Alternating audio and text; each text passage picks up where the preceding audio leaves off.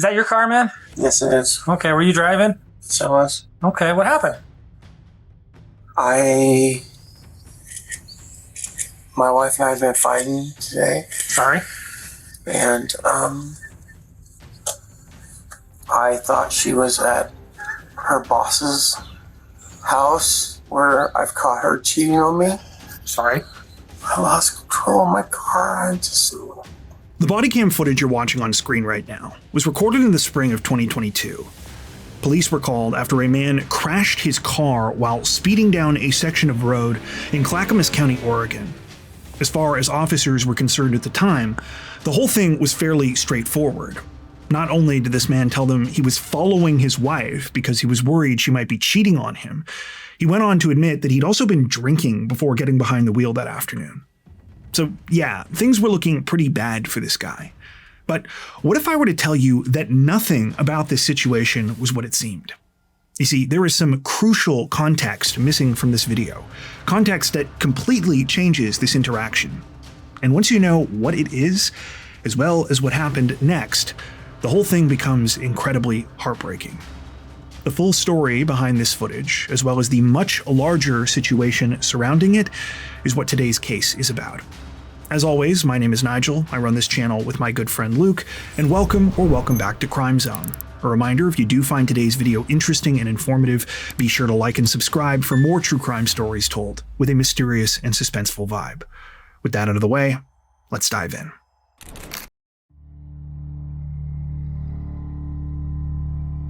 In the fall of 2017, 49-year-old Kenny Fandrich was feeling hopeful for the first time in a while. Though she and her husband had been experiencing a lot of difficulties in their relationship for a number of years, it seemed like they were both finally ready to put in the work that it was going to take to fix their marriage. Tanya and her husband Kenneth, who went by the nickname Kenny, had been married for nearly 25 years, and for most of that time, they'd had a great relationship. Tanya was originally from Anchorage, Alaska, and she met Kenny in the early 1990s when he came to the state for work. Kenny had always been an avid outdoorsman. He loved hunting, skiing, snowmobiling, four-wheeling, you name it. But he had come to Alaska mainly to work in the fishing industry. Specifically, Kenny would end up running an underwater welding company for commercial fishing boats in Dutch Harbor. Dutch Harbor is a port city in the Aleutian Islands, and it's also where Tanya and Kenny first met. They were introduced by a mutual friend, and from that point on, they were inseparable. Tanya and Kenny got married in 1993, but a couple of years later, they decided to make a big change. They left Alaska and moved back to Kenny's home state of Oregon after he got an opportunity to start another business with his dad. They settled just outside of Oregon City, not far from where Kenny grew up, and built a beautiful house in the countryside surrounded by nature. Though Kenny and Tanya were never able to have children, they were both huge animal lovers, and they filled their home with pets. Not just your typical ones either. Yes, they had plenty of cats and dogs, but also goats, and at one point a baby raccoon. Speaking of which, while Kenny continued to build his business, Tanya started a new career of her own. After going to school to become a veterinary technician, which for those unfamiliar is kind of like the equivalent of a nurse but for animals, she joined a brand new clinic in the area called the Milner Veterinary Hospital. That clinic was owned and operated by a very well-liked and respected vet named Dr. Stephen Milner. Stephen had an amazing reputation amongst pet owners in Oregon City. He was known as someone who was incredibly knowledgeable, passionate, and more than anything, empathetic. It wasn't uncommon for him to share in the grief of his clients after putting down one of their pets, crying with them and sending them sympathy cards afterwards. In a couple of cases, he even made donations in the names of these pets to local animal charities, which he was also involved in fundraisers for. So yeah, Tanya felt incredibly fortunate to be hired at such a prestigious clinic, and she'd quickly become a very important part of the business. Unfortunately though, the more that she and Kenny found success in their professional lives, the more their personal lives seemed to suffer. Kenny, in particular, had a lot of responsibilities related to running his business, and his work also meant that he had to travel quite a bit, usually out of state. He'd spend days or even weeks at a time living out of RVs and trailers on random job sites. And to cope with the stress of all of these demands, as well as his frequent trips away from home, he started drinking heavily. This understandably caused a lot of tension in Kenny and Tanya's marriage, but it wasn't the only problem they had. During his frequent trips away, Kenny had also cheated on Tanya several times. The combination of the drinking and the infidelity had caused a lot of arguments and fights. Tanya had put up with this for quite a while, but the longer it went on, the worse things seemed to get between them. She was feeling lonely, angry, and confused, and she didn't know what to do. Throughout this whole situation, though, there was always someone who was willing to listen to Tanya. Her boss, Stephen Milner. At the time, Stephen was going through something similar. He was separated from his second wife, and they were headed towards a divorce. Tanya and Stephen would kind of share what was going on and comfort each other, but what started out as friendly support eventually transformed into something else. By the spring of 2017, so earlier that year, Tanya and Stephen began an affair. For a while, they managed to keep this quiet, but after about 4 or 5 months, they made a careless mistake. In July, the two of them attended a wedding together where other employees from the vet clinic were also present. Not only was it obvious to these coworkers that something was going on between Tanya and Stephen, the reason they had decided to go together was because Tanya thought Kenny was out of town for work that weekend. Well, it turned out she was wrong. When she stayed over at Stephen's house that night and didn't return home, Kenny figured out what was going on. Now, normally, this is where you would expect that Tanya and Kenny's marriage would have completely blown up, but that's not what happened. Instead, this whole situation, it was kind of like a wake-up call for both of them. They realized that though they had both made mistakes, they were still very much in love. They just lost sight of that. So when the dust settled, they tried to handle everything in the most mature way possible. Tanya broke things off with Stephen, Kenny agreed that he was going to make some changes, and most important of all, the Fandriches decided that they were going to fight for their marriage. It had only been a couple of months since all of this happened at this point, but already things were getting better. Kenny had decided to leave his company and instead join the pipefitters union, which would allow him to find work much closer to home. He also agreed that he was going to get help for his drinking problem. Tanya and Kenny realized that they still had a lot of work ahead of them, but at the same time, this felt like a new beginning. And it was, though not in the way that you would hope. You see, while this very much was the beginning of a new chapter in the Fandriches' marriage, it was also the final chapter.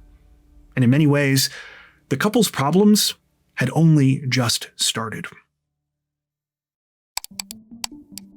Hey, Nigel from the future here again, and today I've got a different sort of crime story for you. About 15 years ago, when I was still in university, my parents were going through our family's mail one day when they came across a weird bill. It was addressed to my mom, and it was from the phone company. Or at least, it was from a phone company. You see, we did not have an account with this provider. We also didn't have a phone with the number on this bill. It wasn't a mistake, though. This is how we found out that my mom's identity had been stolen. Now, thankfully, this person didn't manage to get access to her social insurance number. Just FYI, that's the Canadian version of a social security number for those of you in the US. But even so, the next few weeks were pretty scary. My mom had to contact the police, her bank, and put in a report with all the credit bureaus. She even ended up getting a new driver's license. The thing is, though, that even after all of this, there was never really a point where it was over, you know? The person responsible was never caught, and this awful invasion of privacy and security was something my mom just kind of had to learn to live with. Unfortunately, not only is this not a unique story, identity theft and other related crimes have only become more of an issue since then.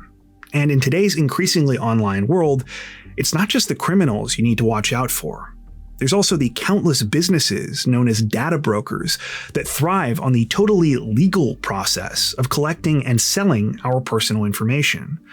Thankfully, though, there is a way to fight back, and that's where the sponsor of today's video, Aura, comes in. Aura is like a privacy multi-tool. Not only do they identify and remove your personal information from these data broker websites, they make sure it stays off. That's just the beginning, though, because Aura offers a lot of other features as well. Things like real-time fraud alerts for credit and banking, 24/7 monitoring to help keep your identity secure, and a secure VPN, antivirus, password manager, and more. I've personally been using Aura for quite a while now, and I've been really impressed with their service. If you'd like to check them out as well, they're currently offering 14 days free to Crime Zone viewers. To get started, head on over to aura.com/crimezone or check out the link in the description below.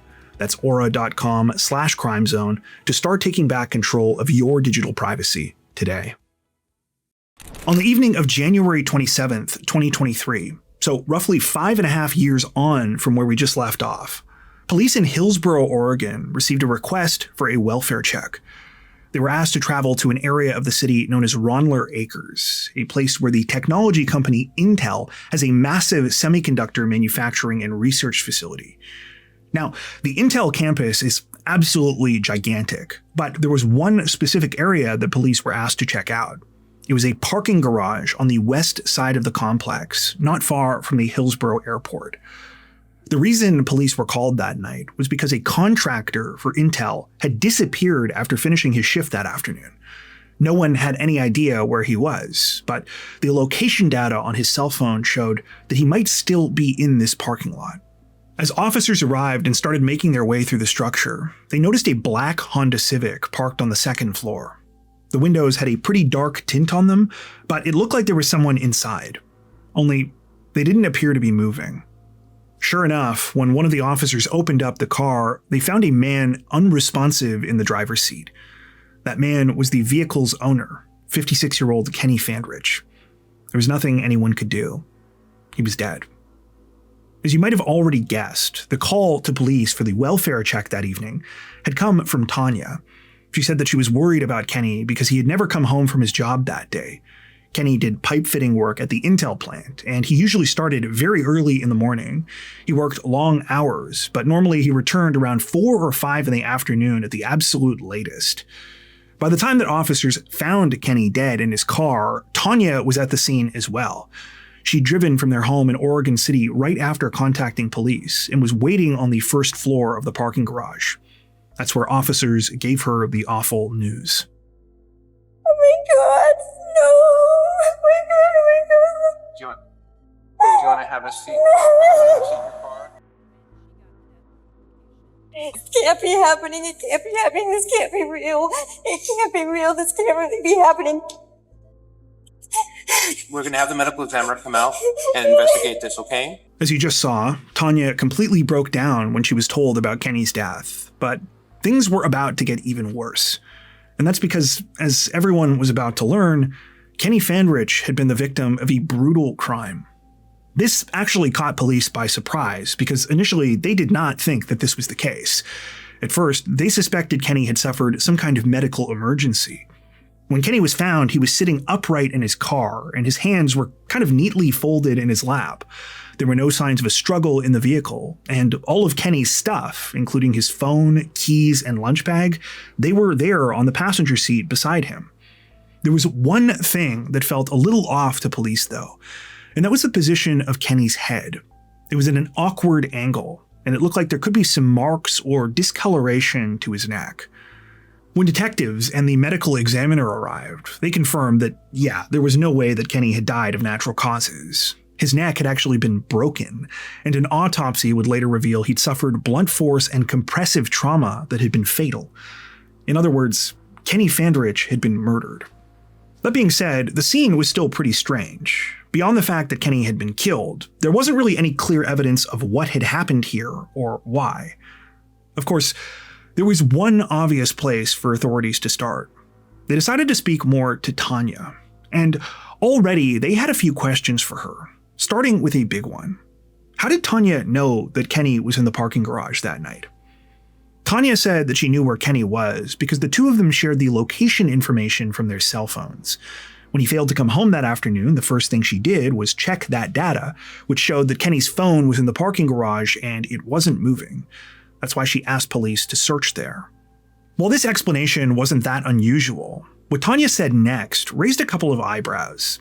She admitted that part of the reason she and Kenny shared their locations all the time was that they'd had some issues in the past in their marriage. When Tanya was asked to elaborate, she talked a little bit about the previous infidelity in their relationship, but it seemed to detectives like she might be holding back. And those suspicions were confirmed when they decided to do a little digging on their own. I told you before that during the period where Kenny's drinking was really bad, he and Tanya had gotten in numerous fights. Well, some of those fights had turned physical. Neither one of the Fandriches had ever been convicted of anything, but there had been multiple arrests, and what was specifically interesting to investigators is that some of those were relatively recent. This included an incident from August of 2021, when Kenny called police saying that Tanya had slashed his ear. That night they had both been drinking, and things had spiraled out of control. Tanya ended up getting arrested that time. What you're seeing on screen right now is footage of her in the back of a patrol car being taken away from their house. So, yeah, sadly, despite that hopeful period towards the end of 2017, in the years that had followed, it seemed that Tanya and Kenny had been dealing with a lot of the same problems. In fact, some things, like Kenny's drinking, had arguably gotten even worse. Near the end of March of 2022, so just 10 months before his death, Kenny had been involved in a DUI incident. That day, he and Tanya had been arguing and she got angry and left the house. Even though Kenny had been drinking, he decided to follow her, worried that she might be cheating on him. Along the way, Kenny had ended up crashing his car. As I'm sure you can imagine, as detectives started learning about the Fandrich's tumultuous marriage, the infidelity, and especially those incidents of domestic violence, they began to question if this was related to Kenny's murder. They wondered, was Tanya possibly involved in this somehow? As suspicious as this might have looked for Tanya, though, she said that there was a good reason for all of it. According to her, authorities were missing some very important context here. Something that would explain a lot of the seemingly toxic elements in her and Kenny's marriage. And while that might seem pretty far-fetched, remember, I told you at the beginning of this video that there was a heartbreaking secret behind this body cam footage of Kenny. Well, Tanya was about to tell investigators what that was, and it was incredibly disturbing. But before we get there, we need to discuss another development in the case that was happening at the same time. As detectives continued interviewing Tanya Fandrich, other members of the investigative team were busy analyzing the crime scene. And while I mentioned before that there wasn't a ton of evidence inside Kenny's car, given where this had all taken place, there was another major source of potential clues. The parking garage where Kenny had been murdered was covered with surveillance cameras, and authorities wasted no time in obtaining as much video from them as they could. But when they actually started going through that footage, what they found was both deeply unsettling and deeply frustrating. The video started off normally enough. Cameras had captured Kenny walking through the parking garage around 3:20 that afternoon, shortly after he finished work. Here he is walking up the stairs to the second floor, with everything appearing to be totally normal. However, that changed once Kenny actually started heading towards his car. As soon as detectives checked the surveillance video closest to Kenny's vehicle, they realized that they had a problem. The footage was all messed up. Well, actually, it wasn't the footage itself. Someone had tampered with the cameras. It turned out that the domed lens covers on around half a dozen cameras close to Kenny's car had been obscured with some sort of dark bluish substance. The cameras were all in key areas that provided views of where the vehicle was parked, so this had clearly been done strategically. Whoever was responsible, they did not want police seeing what had happened when Kenny returned to his car that afternoon. Things got even more unnerving as detectives started rewinding the footage. You see, the cameras had been perfectly fine when Kenny arrived at work around 5 a.m. that morning. But about 2 hours later, that changed. That's when an unknown man appeared and began covering those cameras with spray paint. The man was dressed in a dark long-sleeve shirt and jeans, and his face and head were completely hidden. He was wearing a yellow hard hat, a black mask, and a pair of red-tinted safety glasses. Disturbingly, these weren't the only steps the unknown man had taken to conceal his identity either. Thinking that they might be able to at least figure out what kind of car he was driving, investigators began looking through video from the many other cameras in the garage that had not been spray-painted. That's when they started to realize just how elaborate this whole thing was. Shortly after Kenny got to work that morning, a dark blue Buick sedan with no license plates pulled into the parking garage. This was the car the unknown man had been driving, but he was captured leaving after spray painting the cameras around 7:30 a.m. At 1:15 p.m., a second suspicious vehicle with no license plates pulled into the parking garage. This time it was a maroon Dodge minivan. The minivan ended up pulling to the spot right next to Kenny's black Honda Civic. Now, you might be wondering, how can we know that if the cameras near Kenny's car were covered with spray paint? Well, it turned out the unknown man hadn't been quite as thorough as he thought. While the surveillance cameras were definitely obscured, the paint wasn't fully opaque across the whole lens. If you looked hard enough, you could make out some details. This included one very crucial and devastating piece of evidence. At 3:22 p.m., as Kenny took the last few steps towards his car, detectives could see the lights quickly flashing on his Honda. They suspected that this was him unlocking his door to get in. Moments later, though, those lights started flashing over and over again in rapid succession. Investigators theorized that this is when Kenny had been attacked. The flashing lights were him pressing the buttons on his key fob, either out of shock or as a desperate attempt to try and trigger his car's alarm. Whatever the case, he had been unsuccessful. For authorities, this answered a central question about the murder, specifically the strange scene inside Kenny's vehicle. They now believed the reason there hadn't been much evidence here was because this was not where Kenny had actually been killed. Instead, he'd been dragged into that maroon minivan by the unknown man who was waiting there for him. Afterwards, the suspect had staged Kenny's body to make it look like he died of natural causes. While this theory made a lot of sense, unfortunately, it left detectives with a problem. If they were correct, that maroon minivan was their actual crime scene, and they really had no way of finding it.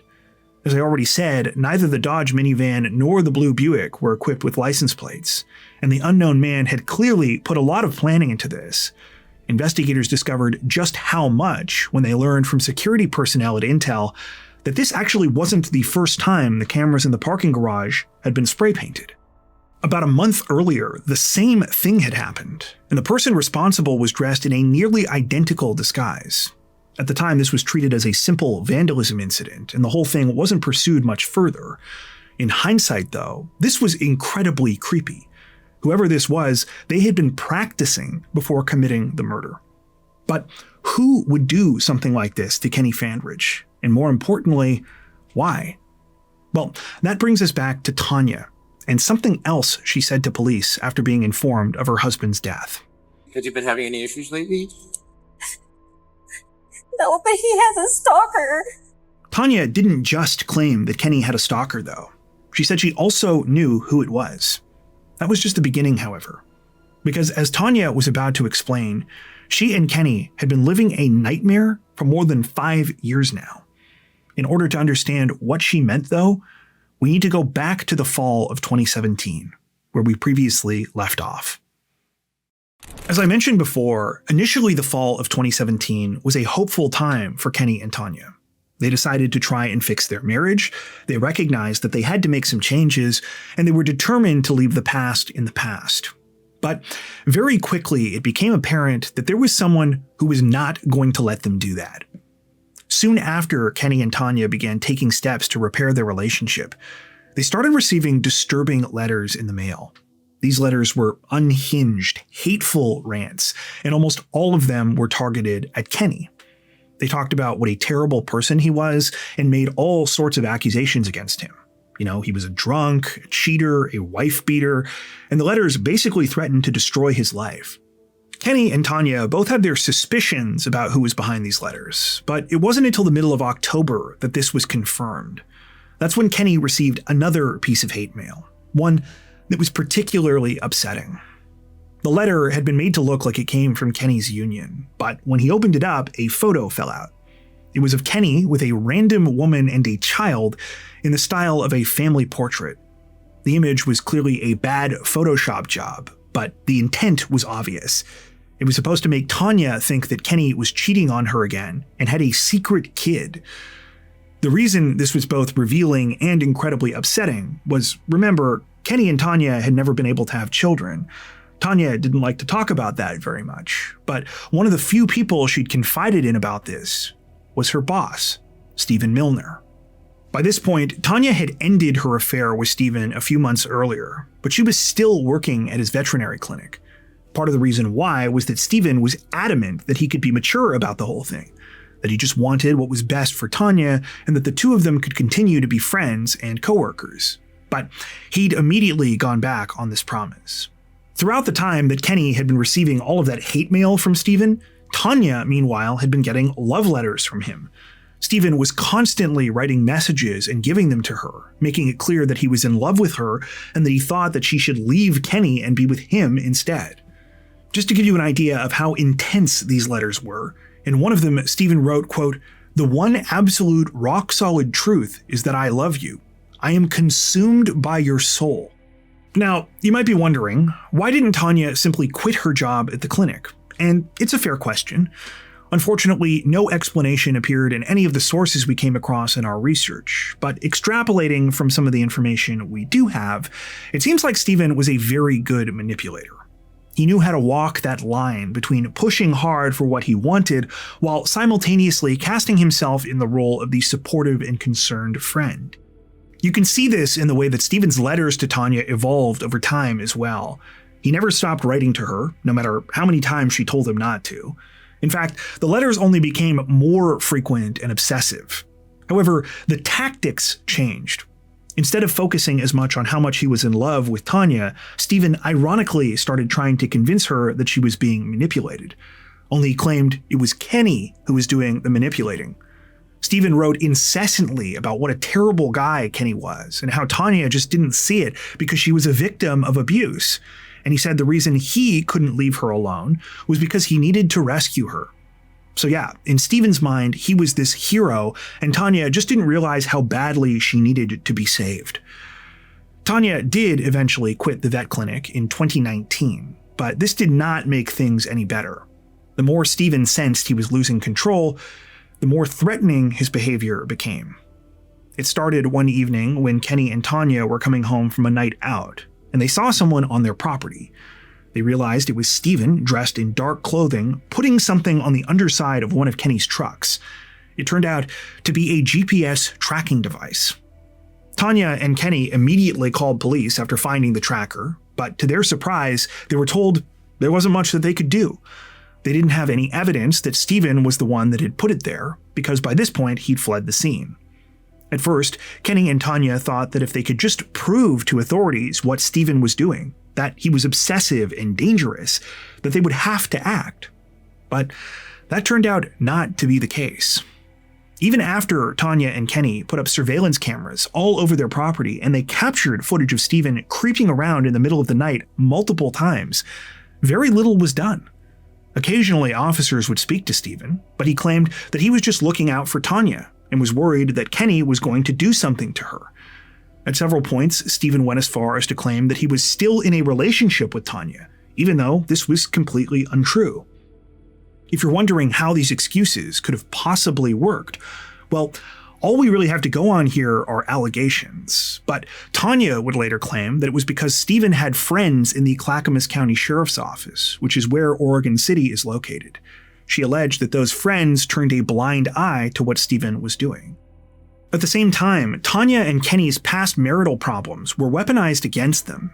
No matter how much they tried to plead with police and say, what Stephen is telling you is not true, they were viewed as the ones who weren't trustworthy. It was kind of like, who are you going to believe? The couple that has a history of domestic violence calls, or the well-known and respected doctor who runs one of the most successful veterinary clinics in the city? As Stephen's harassment went unpunished, things only escalated. He continued sneaking onto Tanya and Kenny's property, usually in the middle of the night. And when he wasn't putting more GPS trackers on their vehicles, he was doing things like hiding condoms in places where Tanya would find them to make it look like Kenny was cheating, and calling up their friends and family, telling them that Tanya was a victim of abuse and that Kenny was going to kill her. Stephen also reported Kenny numerous times to the police, trying to get him arrested for anything he could think of, usually for driving-related offenses. It didn't seem to matter if this wasn't effective. Stephen was relentless. In the meantime, the letters he was sending Tanya made it clear that he believed that he was the victim in all of this. He was being denied her love, and he was the one sacrificing so that they could one day have a perfect life together. Now, you might be saying to yourself, why didn't Kenny and Tanya try to fight back? Well, as I said before, they did. They continued calling police about what Stephen was doing, and they also hired a lawyer and filed for an order of protection against him, which was granted. But with police not really taking the case seriously, the order didn't mean much. In fact, it kind of backfired. When Stephen found out about it, he threatened that he would use his vast wealth to financially ruin Kenny and Tanya and tie them up in endless legal battles if they tried to push any further. So they'd ended up letting the order of protection expire. This went on for years, and as it did, the harassment further ate away at Kenny and Tanya's marriage. And so unsurprisingly, their problems got worse. Kenny started drinking heavily again, and that led to more arguments and more fights. This is the context that was missing from those later domestic violence calls, including the one I told you about from 2021. It wasn't that Kenny and Tanya didn't want to fix their relationship. It's that they were under so much stress that they couldn't. And not knowing where to turn or what to do, sometimes they had ended up taking out their frustrations on each other. And that brings us back to that clip of Kenny I showed you at the beginning of this video. What's your name, sir? Kenny Fandrich. Hey, Kent. Is that your car, man? Yes, it is. Okay, were you driving? So was. Okay, what happened? My wife and I have been fighting today, Sorry. and I thought she was at her boss's house where I've caught her cheating on me. Sorry. I lost control of my car. Okay. I didn't want to go. I didn't want to drive. I didn't want to do any of that. What you just saw was not some jealous husband out for revenge. It was a man who was truly at the end of his rope. By this point, Kenny had been dealing with non-stop threats, intimidation, and harassment for 5 years. What's truly heartbreaking about this is that he looks totally broken. He just needs someone to listen to him and take his cry for help seriously. But again, he's the one that ends up looking bad. And while I won't go as far as to excuse the drunk driving, what I will say is that I understand why Kenny did what he did. You see, something had happened earlier that same month that had made him more scared than he'd ever been before. At around 5:15 a.m. on March 2nd, 2022, Kenny was doing his usual early morning drive from his home in Oregon City to the Intel campus in Hillsboro when he noticed a vehicle behind him. The vehicle was tailing him fairly closely, and no matter what Kenny did, the driver seemed to copy him. Eventually, he realized it was Stephen Milner. Kenny called 911, explaining the situation to police. He said that Stephen had been driving behind him for nearly 40 minutes, and that he believed he was following him to work. He also said that he was afraid for his life. A short time later, Stephen was pulled over by a member of the Hillsboro Police Department. Do you know why we're stopping you today? Yeah, I'm trying to get a hold of this guy that I'm following him. Okay, why are you following him? He's the living out of his life, and I've been trying to talk to him about it. Do you think that's wise to be following around the city? Well, we're going to have a discussion about it. Okay. So, What's your role in the whole thing? She's been a friend of mine for 20 years, Okay. and I just want to let him know that I don't want to get it up anymore. Okay. All right. Do you have any weapons in the car? Nope. Okay. Hang tight for me. I'll be right back with you. Predictably, after being stopped, Stephen launched into his usual story about how he was just trying to protect Tanya from Kenny's abuse. But this time, Stephen did not have the benefit of dealing with a police department who was friendly with him and knew who he was. So when that officer went back to his patrol car, called Kenny back up and heard his side of the story, he was very disturbed, especially when Kenny informed him that Stephen had recently threatened to kill him. Specifically, Kenny said Stephen told him, "I'm a veterinarian, I've done surgeries, and I have the tools to chop you up into little pieces." So, here's my advice to you. Okay? This is very, very strong advice. Leave them alone. He wants nothing to do with you. She wants nothing to do with you. I understand there was an affair, all sorts of back history that went on, because you're very close to going to jail today for stalking. Okay? Like, very, very close. I want to be very, very clear with you. Okay? Leave them alone. Unfortunately, though, as you just heard, the officer still let Stephen off with a warning, which is wild because Stephen was totally unapologetic about his actions. In fact, at one point he looked directly into the officer's body cam and said this. Okay. On the body camera, he is going to kill her. Okay. She is going to die if he is going to kill her. To have this happen and then have Stephen be given yet another slap on the wrist, it was too much for Kenny to handle. So when he crashed his car a few weeks later, that's why he seemed so completely hopeless. Here he was with his life in shambles, while Stephen felt more emboldened than ever. I mean, you saw it. Stephen straight up admitted that he was following Kenny that morning. He didn't care because he felt like no matter what he did, nothing was going to happen to him. So yeah, Kenny and Tanya were at rock bottom, but that's when things had taken an unexpected turn. Deciding that they had nothing left to lose, they filed for another order of protection against Stephen, which was granted. Kenny also filed a lawsuit against him, seeking damages of $245,000 for invasion of privacy, infliction of emotional harm, trespassing, and negligence. Now, obviously, Tanya and Kenny had gone to the courts before, and it hadn't made much of a difference, but there was a good reason to believe that this time would be different. You see, a few months after all of the footage I showed you, police finally started taking Stephen's stalking seriously. Not only that, but they were able to link him to a couple of the tracking devices that had been placed under the Fandrich's vehicles. In August of 2022, Stephen was charged with stalking, violation of a protection order, and unlawful use of a tracking device. After this happened, it was like things started to reverse. For once, Stephen was on the back foot and was facing a number of upcoming court appearances. And in the meantime, Kenny and Tanya finally had some breathing room to work on themselves and their relationship. Kenny went to rehab, he started attending AA meetings, and the fighting between them stopped. However, just when it seemed like the nightmare might be over, Kenny had been killed. And so when Tanya found out about what had happened, and more specifically, how Kenny had died, there was no doubt in her mind who was responsible. Realizing that all of his attempts to break up the Fandrich's marriage had failed, Stephen Milner had changed tactics once again.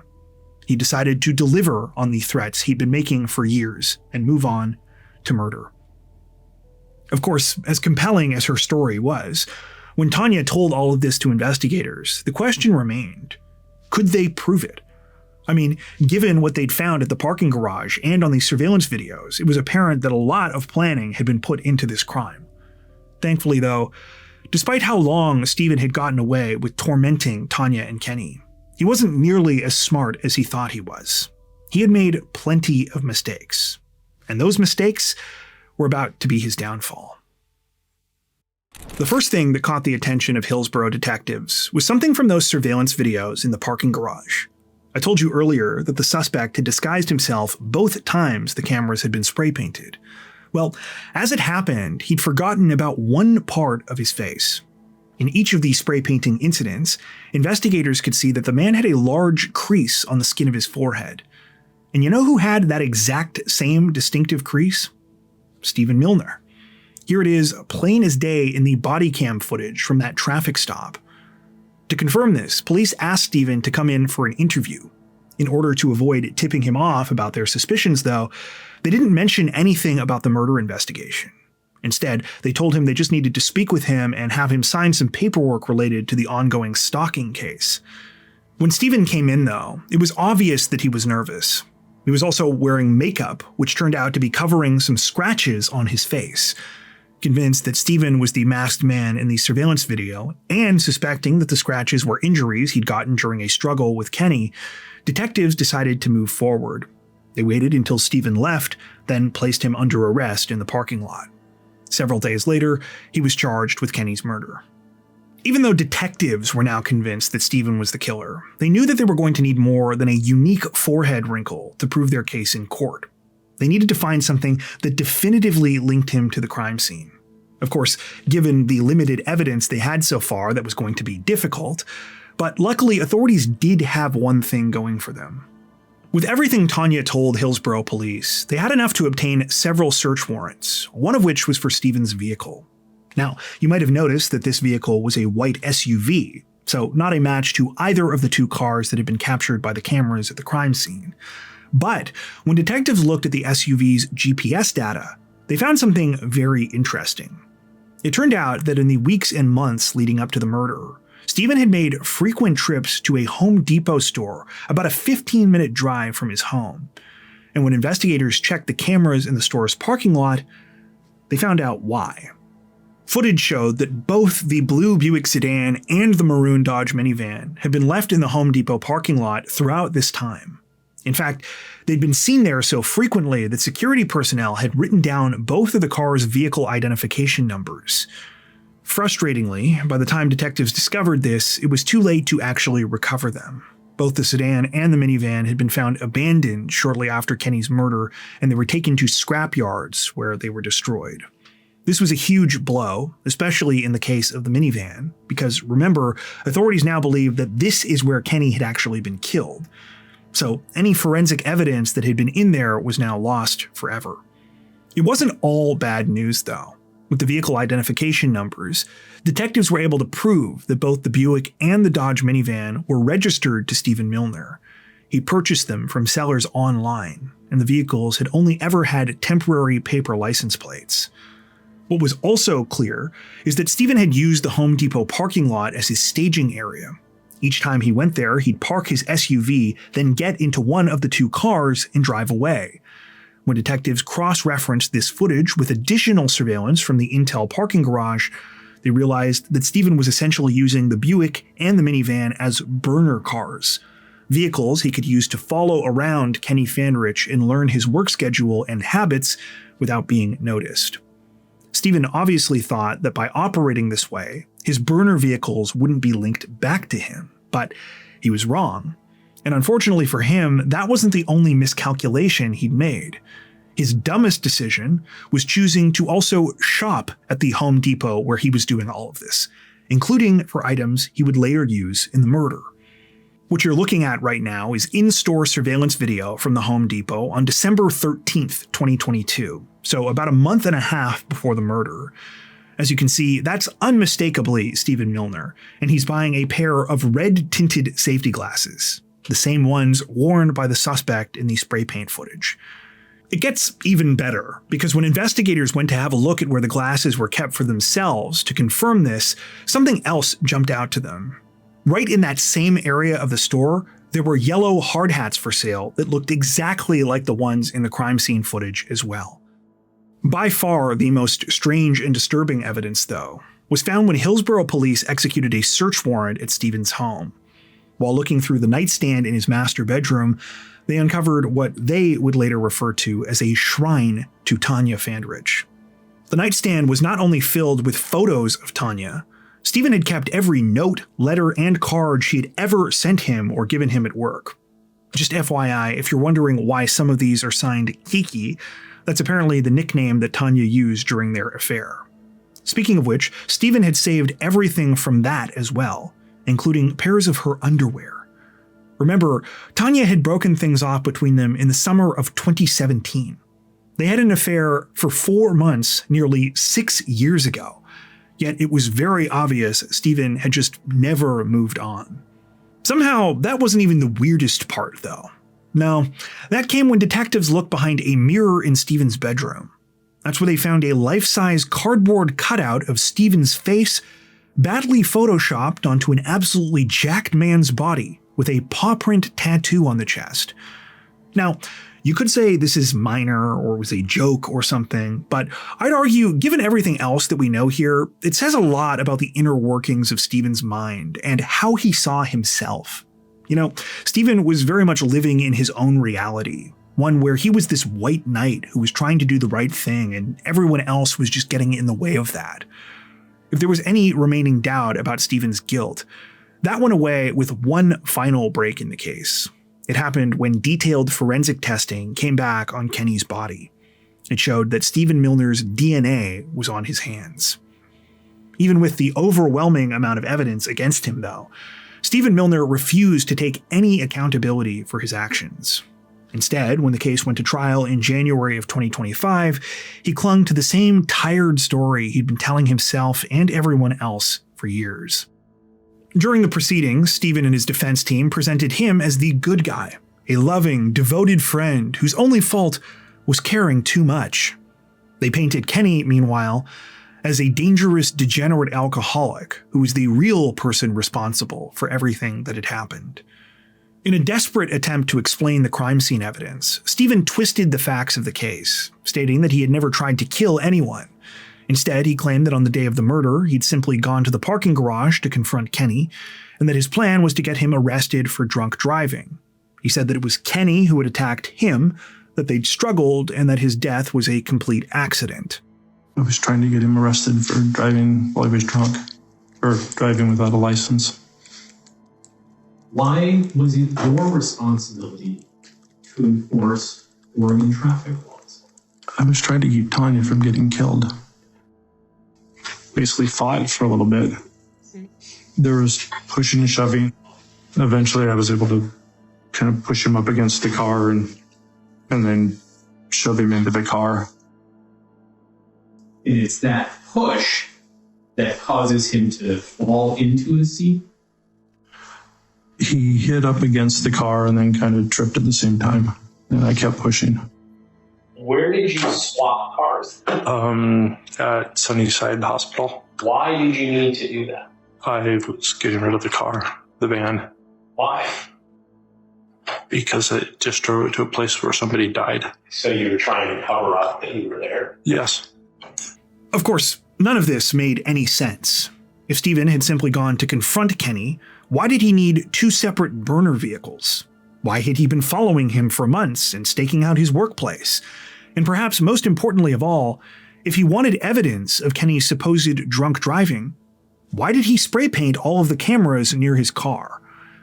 This is without even beginning to get into the years of stalking, harassment, and threats before the murder, all of which the jury heard about.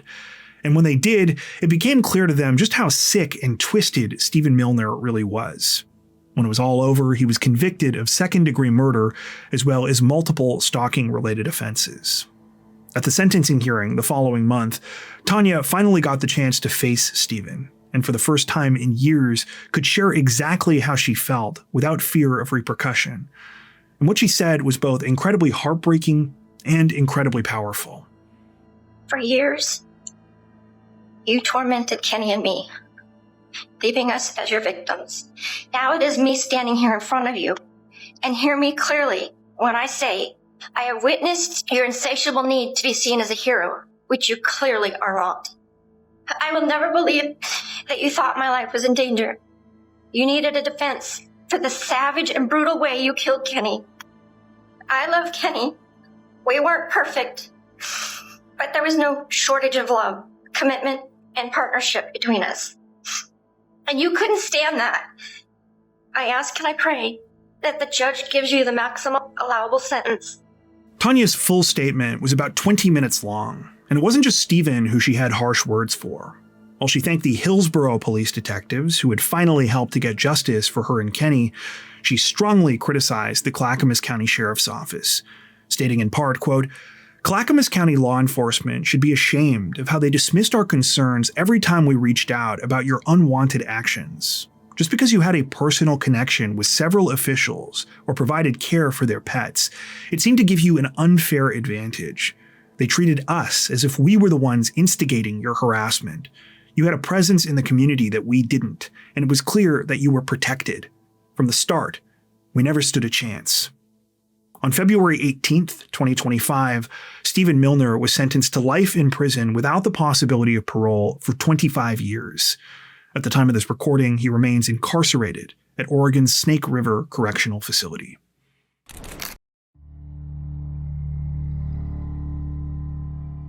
I've gone on for quite a while here, so I'll try to keep this short, but there's a couple last things I wanted to touch on. The first is a wrongful death lawsuit, which was filed against Stephen on behalf of Kenny Fandrich's estate. As far as we were able to determine, that lawsuit is still ongoing, so we don't know the outcome, but what we do know is that it is seeking several $1 million worth of damages. According to an interview we came across with Kenny's lawyer, he believes that Stephen made huge sums of money from real estate investments and the sale of his veterinary practice. So while the lawsuit is partially meant to be compensation for all of the torment Stephen put Kenny and Tanya through, it's also to make sure that he can't continue to benefit from his wealth while behind bars. According to the lawyer, any money recovered from the lawsuit would go to Tanya. The other thing I wanted to mention is something that stuck out to me in Tanya's victim impact statement. As I mentioned, the whole thing is 20 minutes long, so we don't have time to go over all of it. But something that really stayed with me was her repetition of one phrase. Throughout the statement, at the end of almost every paragraph, she says to Stephen, "All you had to do was stop." To give you an idea, here's another passage. Quote, "You were the worst kind of evil, pretending to be a friend when instead you were a manipulative stalker and a premeditated murderer. You said that Kenny was trying to convince me that you were a calculated predator, but he did not need to convince me. Your actions did that. You proved it with every manipulation and every attack. Now it is me standing here in front of you, and hear me clearly when I say, you are a vengeful, deceptive, manipulating, self-serving, aggressive, hateful, lying predator. All you had to do was stop." I think what's so simultaneously gut-wrenching and impactful about this is that it perfectly gets to the heart of what this case is all about: control. At any point in time, Stephen Milner could have stopped. He could have chosen to simply walk away, and all of this would have ended. Not only did Kenny and Tanya never get that same choice, no matter how much they tried to move on, Stephen refused to let them. This is a man who had everything going for him, not to mention a level of wealth and success most of us can only dream of. Yet, he was willing to burn it all down, ruining his own life, Tanya's life, and stealing Kenny's, all because there was one thing he couldn't have. And to me, knowing that there are people like this out there, that is truly terrifying. Hey there. Before you take off, we'd just like to take a second and say that we really appreciate you sticking around to the end of the video. Luke and I are so grateful for our incredible Crime Zone community, so thank you for being a part of it. If you want to help Crime Zone continue to grow, one of the easiest things you can do is leave a like on this video and consider subscribing. Be sure to hit that notification bell as well and select all notifications to stay up to date with our latest releases. If you're looking for additional ways to support the channel, there are a couple of options. We've got a thriving community over on Patreon, where you can get ad-free and early access to all of our content, as well as 4 additional stories per week for each of our Crimes of the Week and Crimes of the Week International videos. Head over to patreon.com/crimezone to learn more and to meet some of the awesome people whose names are currently on screen. If that isn't your thing, we've also now launched channel memberships so you can join directly here on YouTube. Channel members get a lot of the same perks as on Patreon, including extra content, without the added hassle of having to go off-platform. Now, that being said, we know times are tough and that not everyone is able to support financially. Regardless of your situation though, we want you to know that we truly appreciate every like, sub, share, and comment that you send our way. Once again, thanks so much, and we hope to see you soon.